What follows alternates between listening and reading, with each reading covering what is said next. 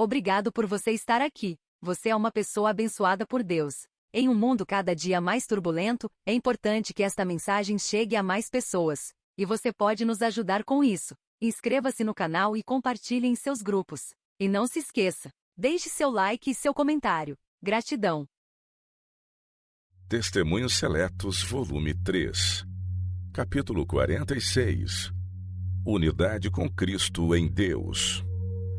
O Senhor chama homens de fé genuína e entendimento são, homens que reconheçam a distinção existente entre o verdadeiro e o falso. Cada qual deve estar de sobreaviso, estudando e pondo em prática as lições ministradas no capítulo 17 de João e mantendo fé viva na verdade para este tempo. Precisamos desse domínio próprio que nos habilite a pôr os hábitos em harmonia com a oração de Cristo. Segundo as instruções que me foram dadas por um ser que tem autoridade, devemos aprender a atender à oração registrada no capítulo 17 de João. Devemos fazer dessa oração o nosso estudo principal. Todo ministro do Evangelho, todo médico missionário, deve aprender a ciência dessa oração. Meus irmãos e irmãs, peço-vos que leveis a sério estas palavras e façam vosso estudo com espírito calmo, humilde e contrito, e as energias salutares da mente que se acha sob a direção de Deus. Os que deixam de aprender as lições contidas nessa oração estão em perigo de ter desenvolvimento unilateral, que nunca nenhum preparo futuro há de plenamente corrigir. Não rogo somente por estes, disse Cristo, mas também por aqueles que pela sua palavra hão de crer em mim, para que todos sejam um, como tu, ó Pai, o és em mim e eu em ti. Que também eles sejam um em nós, para que o mundo creia que tu me enviaste. E eu dei-lhes a glória que a mim me deste, para que sejam um como nós somos um.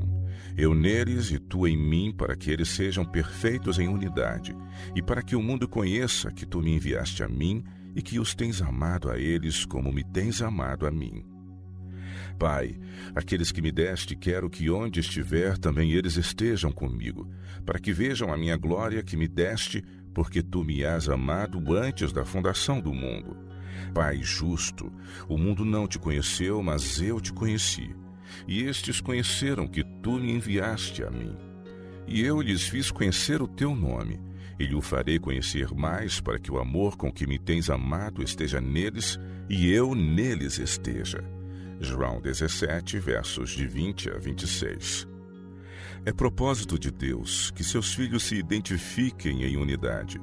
Não esperam viver juntos no mesmo céu? Está Cristo dividido contra si mesmo? Dará ele êxito ao seu povo, antes de removerem eles o lixo da suspeita e da discórdia, antes que os obreiros, em unidade de propósitos, dediquem coração e mente à obra que é tão santa aos olhos de Deus? A união faz a força, a desunião enfraquece. Unidos uns aos outros, trabalhando juntos em harmonia pela salvação dos homens, seremos, na verdade, cooperadores de Deus. 1 Coríntios 3, verso 9. Os que se recusam a trabalhar em boa harmonia desonram grandemente a Deus. O inimigo das almas deleita-se em vê-los trabalhando para fins mutuamente contrários. Essas pessoas precisam cultivar o amor fraternal e a ternura de coração. Se pudessem correr a cortina que lhes vela o futuro e ver o resultado de sua desunião, por certo seriam levados a arrepender-se. Nossa única segurança. O mundo está a olhar com satisfação para a desunião entre os cristãos. Os infiéis com isso se alegram. Deus requer uma mudança entre o seu povo. A união com Cristo e dos crentes entre si é nossa única segurança nestes últimos dias. Não tornemos possível que Satanás aponte para os nossos membros da igreja dizendo: eis como este povo que se põe sob o estandarte de Cristo se odeia entre si. Nada temos que temer deles, enquanto gastam mais esforço combatendo-se mutuamente do que na luta contra as minhas forças. Depois da descida do Espírito Santo, os discípulos saíram a proclamar um Salvador ressurgido, sendo seu desejo único a salvação de almas. Regozijavam-se na doce comunhão com os santos. Eram ternos, corteses, abnegados, dispostos a fazer qualquer sacrifício pela causa da verdade. Em sua diária associação mútua, revelavam o amor que Cristo lhes ordenara revelar. Por palavras e atos abnegados, procuravam acender este amor noutros corações. Os crentes devem sempre acariciar o amor que enchia o coração dos apóstolos depois da descida do Espírito Santo. Devem avançar em obediência voluntária ao novo mandamento. Como eu vos amei a vós, que também vós uns aos outros vos ameis. João 13:34. Tão infinitamente devem achar-se ligados a Cristo, que serão capacitados para cumprir suas exigências. O poder de um Salvador capaz de os justificar por sua justiça deve ser engrandecido. Mas os cristãos primitivos começaram a procurar defeitos uns nos outros, pensando nos erros alheios, permitindo-se críticas indelicadas, perderam de vista o Salvador e o grande amor por ele revelado aos pecadores. Tornaram-se mais exigentes no tocante às cerimônias exteriores, mais rigorosos quanto à teoria da fé, mais severos em suas críticas. Em seu zelo por condenar outros, esqueciam-se de seus próprios erros. Esqueciam a lição de amor fraternal que Cristo lhes ensinara, e o mais triste de tudo foi que estavam inconscientes de sua perda. Não perceberam que a alegria e a felicidade estavam a deixá-los e que logo estariam a andar em trevas, havendo excluído do coração o amor de Deus. O apóstolo João reconhecia que o amor fraternal estava a declinar na igreja e deteve-se especialmente sobre este ponto. Até o dia de sua morte instou com os crentes para que exercitassem constantemente entre si o amor. Suas cartas às igrejas estão repletas desse pensamento. Amados, amemo-nos uns aos outros, escreve ele, porque a caridade é de Deus. Deus enviou seu Filho unigênito ao mundo para que por ele vivamos. Amados, se Deus assim nos amou, também nos devemos amar uns aos outros. 1 João 4, versos de 7 a 11. Na Igreja de Deus hoje, há grande falta de amor fraternal. Muitos dos que professam amar o Salvador deixam de amar os que a ele se acham unidos em comunhão cristã. Somos da mesma fé, membros de uma família, filhos todos do mesmo Pai Celestial, tendo a mesma bendita esperança da imortalidade. Quão íntimo e eterno não deveria ser o laço que nos une? O povo do mundo observa-nos para ver se nossa fé está exercendo influência santificadora sobre nosso coração. São rápidos para discernir qualquer defeito de nossa vida, qualquer incoerência de nossos atos. Não lhe demos ocasião para vituperar nossa fé. A unidade é a nossa mais forte testemunha. Não é a oposição do mundo que mais perigo nos faz correr. É o mal acariciado no coração dos professos crentes que nos inflige o mais grave dano e mais retarda o progresso da causa de Deus.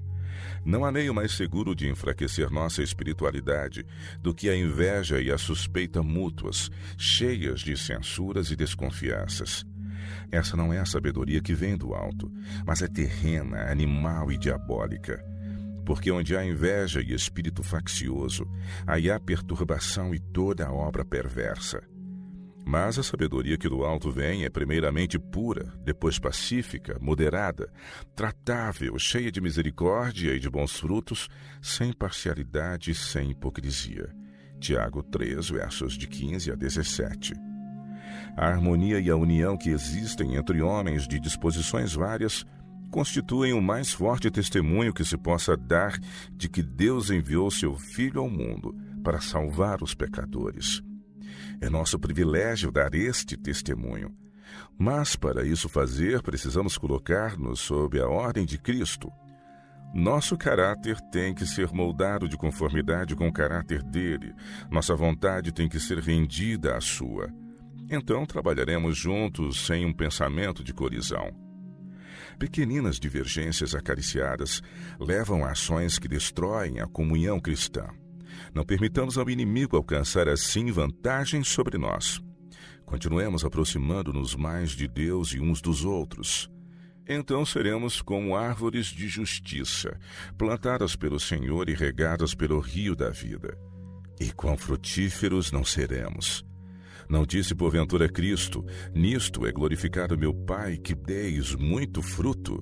João 15, verso 8.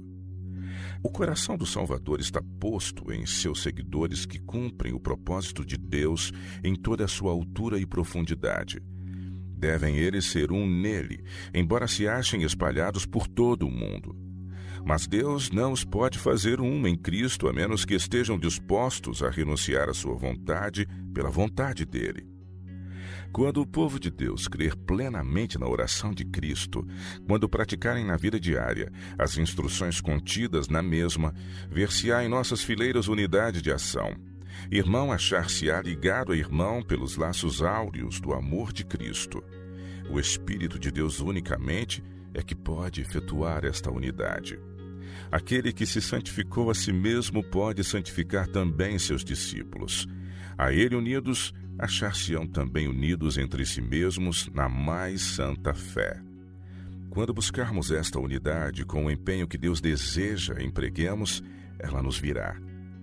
Não é grande o número de instituições, grandes edifícios e a aparência externa que Deus requer, mas a ação harmoniosa de um povo peculiar, um povo escolhido por Deus e precioso, unido um ao outro, tendo a vida escondida com Cristo em Deus. Cada homem deve estar em seu lugar, desempenhando a sua tarefa, exercendo influência correta em pensamento, palavras e ações. Quando todos os obreiros assim procederem e não antes, sua obra será um todo completo e simétrico.